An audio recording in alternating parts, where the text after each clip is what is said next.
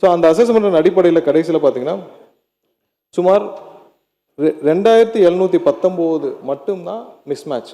அப்போ நம்ம பண்ண எல்லா 3,70,000 எல்லாத்தையும் கம்ப்ளீட் பண்ணுறப்ப 2719 தான் மிஸ்மேட்ச். அதுவும் எதனாலன்னு பார்த்தீங்கன்னா meter defect 1350, wrong meter reading, அது வந்து அங்கே போகிறப்ப மேனுவலாக நடக்கிற ராங் மீட்டர் ரீடிங்கில் 1369. இது வந்து எல்லா காலகட்டங்களிலும் ஒரு 0.5 to 6% அது வந்து நடக்கக்கூடிய விஷயங்கள் தான். ஆனால் எதனால இவ்வளோ வேரியேஷன் மக்கள் இவ்வளோ வேரியேஷனை பார்க்குறாங்க அப்படின்னு நம்ம திரும்ப அசஸ் பண்ணப்போ கடந்த மாதங்களில், அதாவது டேபிள் ரீடிங் என்ற ஒன்றை வந்து கடந்த காலங்களில் அவங்களாம் ஃபாலோ பண்ணிட்டு இருக்காங்க.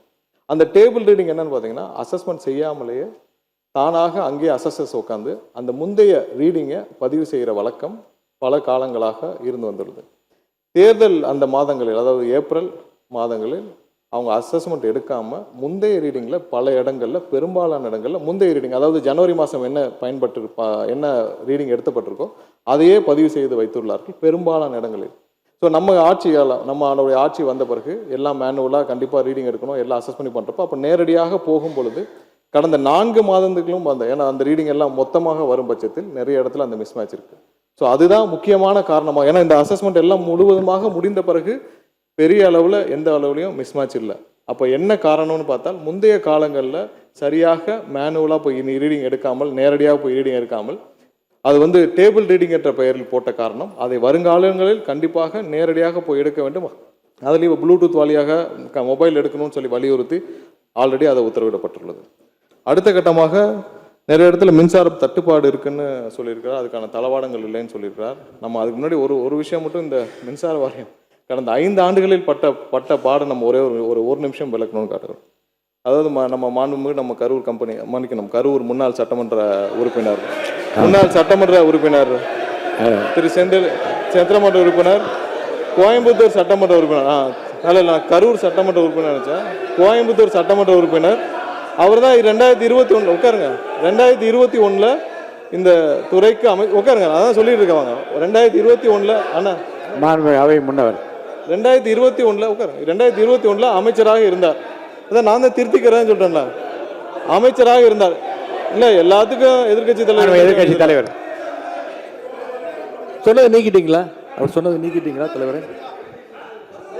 இல்ல எதிர்கட்சி மாண்புமிகு சங்கி அமைச்சர், மன்னிக்கணும், மாண்புமிகு எரிசக்தித்துறை அமைச்சர் அவர்கள் பேச இல்ல மாண்புமிகு பாத்ரூம்ல நீக்கிட்டீங்களா? மாண்புமிகு பாத்ரூம்ல 3 மணி நேரம் உட்கார்ந்து இந்த எதிர்கட்சி தலைவர் நான் சொன்ன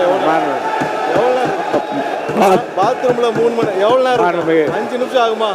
உட்காரணும், எல்லாருக்கும் பேச தெரியும், உட்காருங்க. பாத்ரூம்ல 3 மணி நேரம் உட்கார்ந்து இந்த எதிர்கட்சி தலைவர் சொல்றதுக்கு 5 நிமிஷம் ஆகாது. உட்காரணும், என்ன பேசணுமோ இதெல்லாம் தேவையில்லாத வார்த்தைகளை பேசினால் எங்களுக்கும் பேச தெரியும்.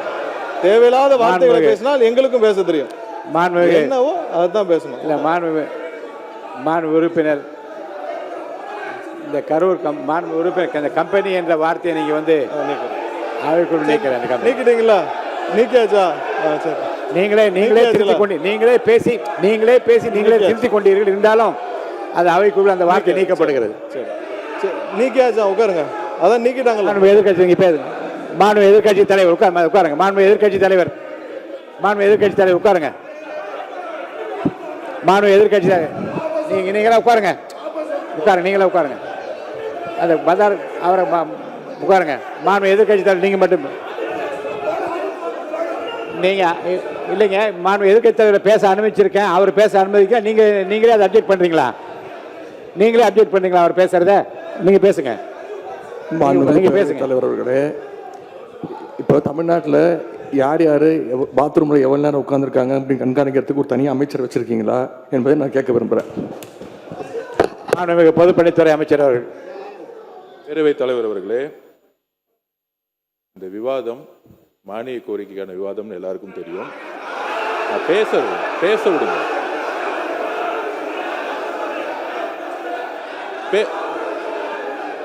நான் எதுவுமே தப்பா சொல்லல, பேச விடுங்க.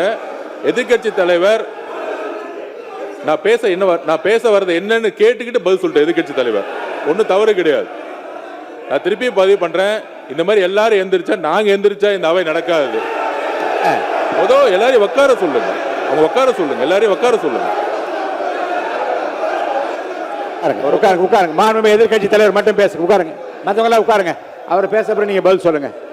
மாண்புமிகு எதிர்க்கட்சி தலைவர் பேசுவாங்க. அதுக்கு மாண்புமிகு பொதுப்பணித்துறை பதில் சொல்லுவார். உட்காருங்க. எல்லாம் மீதி பேர்லாம் உட்காருங்க. எல்லாம் உட்காருங்க. எல்லாம் உட்காருங்க. பேரவைத் தலைவர் அவர்களே, நீங்க பேசுங்க. எங்களுடைய சட்டமன்ற உறுப்பினர் முன்னாள் அமைச்சர் அவர்கள் இந்த மானிய கோரிக்கைகளை தெளிவாக புள்ளிவிவரங்களோட பேசிக்கிட்டு இருந்தார். தவறான வார்த்தைகளை முதல்ல பேசுறது யார் என்பது உங்களுக்கு தெரியும். அதையெல்லாம் அவை குறிப்பில் நீங்க நீக்க வேண்டும் என்று நான் கேட்டுக்கொள்கிறேன். பேசுகிற போது பேசுகிற போதே உடனே திருத்திக் கொண்டு அது அவைக்குள் நீக்கப்படுகிறது. சரியாச்சுங்க. நீங்க சொல்லுங்க. நீங்க திரும்ப பெற்றீங்களா? அப்படியே சொல்லிட்டீங்களா? அவரே சொல்றாரு திரும்ப பெற்றேன்னு சொல்றாரு. அப்புறம் என்ன இதுக்கு மேல என்ன வேணும்? அவரே திரும்ப பெற்றா சொல்றாருங்க. அவரே சொல்றாரு திரும்ப பெற்றேன்னு சொல்றாரு. அப்புறம் விடுங்க. அதுக்கப்புறம் 2021 காலகட்டங்கள் அமைச்சராக இருந்தார். ஆனா அவரே சொல்றாரு திரும்ப பெறணும் என்ன அர்த்தம்? பெற்றாச்சு. வாங்க அடுத்தது பேசுங்க. அந்த 2021 காலகட்டங்கள்ல அமைச்சராக இருந்தார். அதற்கப்புறம் இருங்க, நான் உட்காருங்க. இந்த மாண்புமிகு உறுப்பினர் சீனிவாஸ் உங்களுக்கு தனியா ஒரு அவை நடத்தணும்னு நினைக்கிறேன்.